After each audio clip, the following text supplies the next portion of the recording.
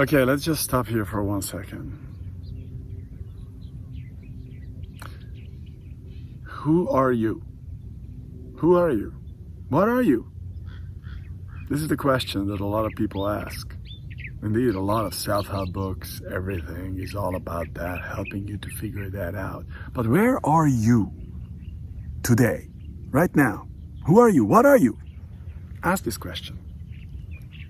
Most people, when that question is asked, they get kind of confused because they're like, well, this is my arm, right? This is my arm.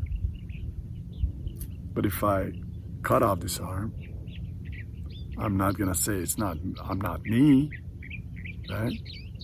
I'm not gonna say I'm not me. I'm not gonna think I'm not me, I know that.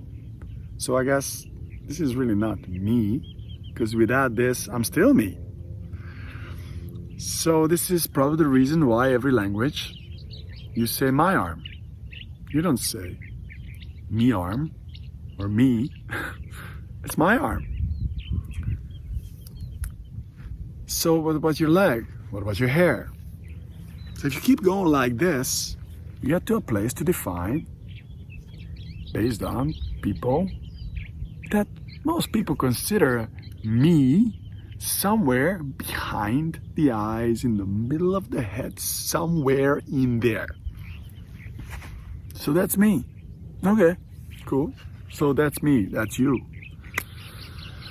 Then, is the air me, by the way? Oh, you can define yourself without the air? You can't really exist without the air. So how is that possible? That you can define yourself without the air, or without this little chair that I'm sitting on. Without this, I fall through to the ground. Without the ground, I fall through space. How can I define myself, me, without those other things? The bee itself is a separate entity from the flower, seemingly. Yet one doesn't exist without the other. Where there's no bee, there's no flower. Where there's no flower, there's no bee. They're connected. They're the same thing. They just seem like there's a separation. They're not separate at all. They all belong. Just like the air and me. Same thing, belong together, can't exist without. So what is me then? Why is it so confusing? Where does it come from? Well, it's come from a simple fact that we believe that spirit, spirituality, and all that shenanigan is something that exists somewhere else.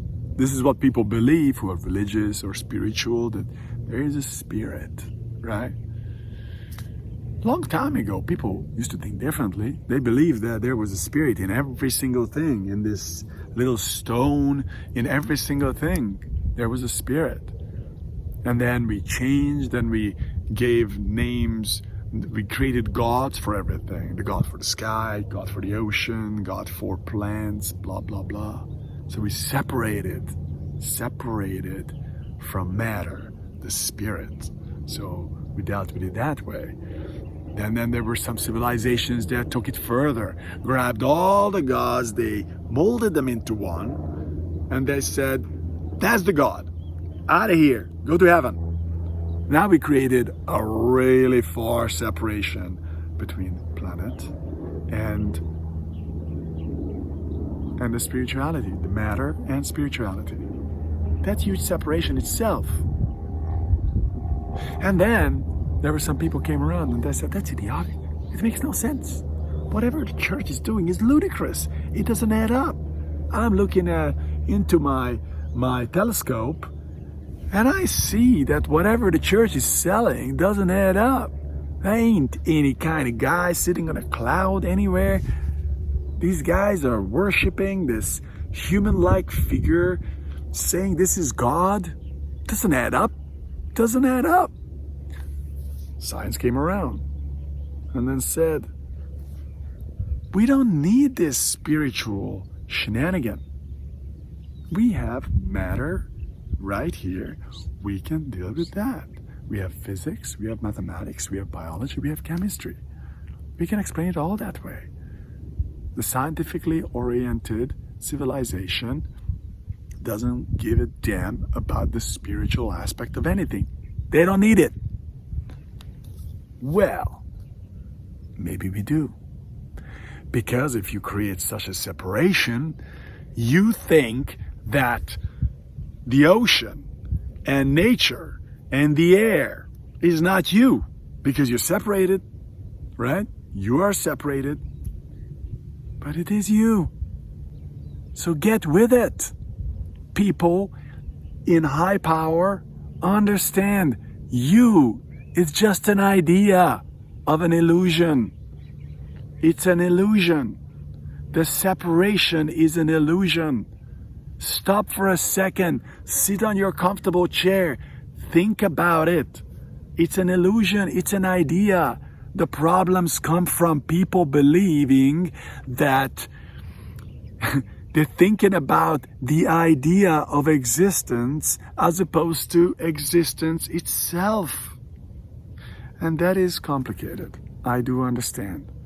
But it doesn't take a brain surgeon to get it, to feel it, to know it. You can't exist without air. Nobody can. Your kids, nor can you. Everything affects everything. And we gotta own that. There's more to the story. There is more to the story. Get clear inside of your experience that when you're thinking about things, it's usually the symbolic version of existence, which has not much to do with actual existence. When you think about shower, right? A shower. You can think about it, you can talk about it, you can describe it, you can design it. But there's not much to do with the actual shower. You can't get cleaned from the idea of it. You can't get wet from the ideas of the shower because the idea itself is different from the actual thing. The idea of you, who you are, and where your ends are, just an idea. It's nothing to do with the thing itself, the real you, which is consciousness, which is everything. There is more to the story, but I figured I just put it out there for those who think alike, because more of us think alike like this, the more we can change the world from the inside out. So the expression of consciousness, which is everything that's matter, can stay in a shape where the form of consciousness of a human being can experience it. Because if that doesn't work, consciousness won't disappear, but humans will. So, for the humans, not for nature, not for consciousness, take a hard look at what you are, people in power, and get with it. So you can make choices which doesn't exploit you, yourself, which is nature. So those poor human beings can continue existing. Because I have 4 kids, and I really wish they will have a chance to live a good life. I'm not worried about their spirit and their consciousness, but I think human beings are cool.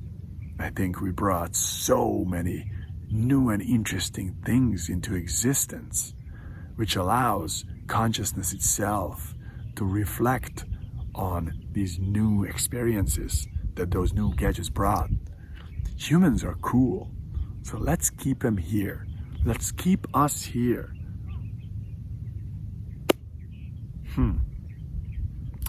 Anyhow, have a good day.